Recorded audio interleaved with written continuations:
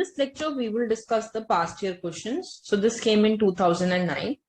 It says calculate the domain and it also says graph it. Show it graphically.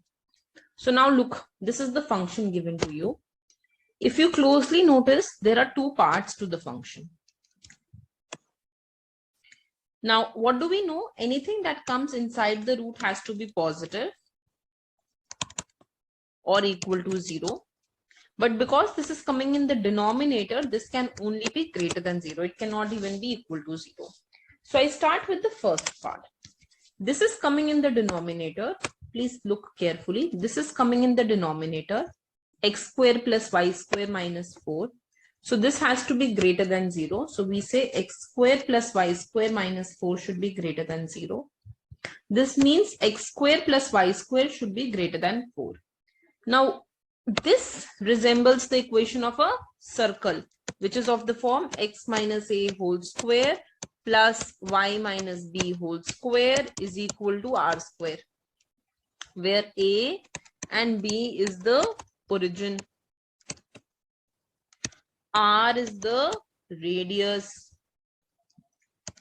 So based on that, we now have the origin as 0, 0 and the radius is 2.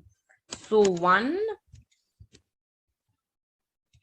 1, 2, 1, 2, 1, 2, 1, 2. I draw a circle around it. Now, whenever you will check such equations, whether you have to shade outside or inside the origin, you will always keep y on one side and get everything else on the other side. Then put x is equal to 0, y is equal to 0. So 0 is greater than 4 minus 0, 0 is greater than 4. This is false. And if it is false, you will shade outside region.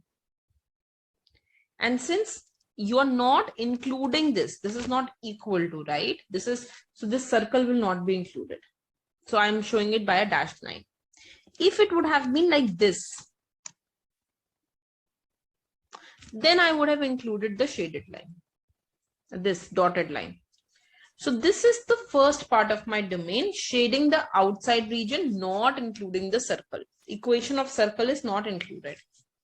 Now let's go ahead. Now look at the second equation. So this says 3y minus x square plus 9. This should also be greater than equal to 0 because this is under the root. So then we begin with the next equation. 3y minus x square plus 9 greater than equal to 0. This means x square minus 3y greater than equal to 9.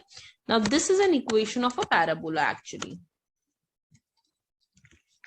Let's see how will we plot this equation now. So to plot this equation, actually the equation of a parabola is when x is on one side and y is on one side. So I get this equation. I bring this 3y on the other side. I get x square greater than equal to 9y. And this means x square greater than equal to 3 plus y. Now, if you go ahead and you notice this, when I have one with square and one linearly, it represents the equation of a parabola. But since it is very difficult for us to know what is the, if you remember the equation of parabola good enough, otherwise to find the vertex of the parabola, to find the minimum point, the maximum point, etc., it can be a little difficult. So what we do is we write y in terms of x.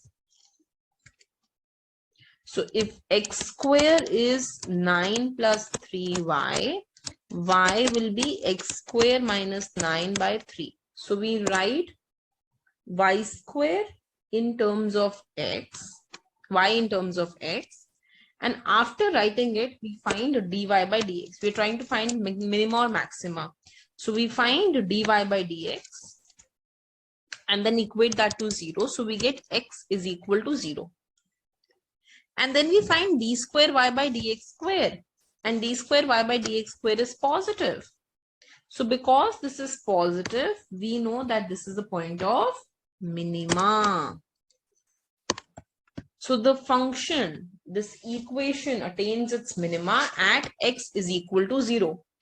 Now we want to know what is the minimum value attained by it. So what we do, we put it back in this equation. So y is equal to x square minus 9 by 3. Put x is equal to 0, you will get y is equal to minus 3. So when x is 0, y is minus 3, and this is the minima point. So then based on this, I can go ahead and I can get my parabola. This becomes my parabola. Now the question is, should I shade towards the origin or outside the origin? I go back to the equation. I told you that for shading purpose, you will find y in terms of x and then put y and x to be 0. So this is my equation given to me. Now I put y and x to be 0. So I get 0 greater than minus 9.9 by 3. So 0 is greater than minus 3. This is true statement. So you will shade the region towards the origin. This means that I will start shading towards the origin. That is why I will get this region. Here also, from here I will shade towards the origin. So this will become my second part of the domain. So I have been able to divide my domain in two parts. One is using a parabola and the other is using a circle. Now what do? I have to combine the two. So now just see this. You can also find the intercepts on the x-axis.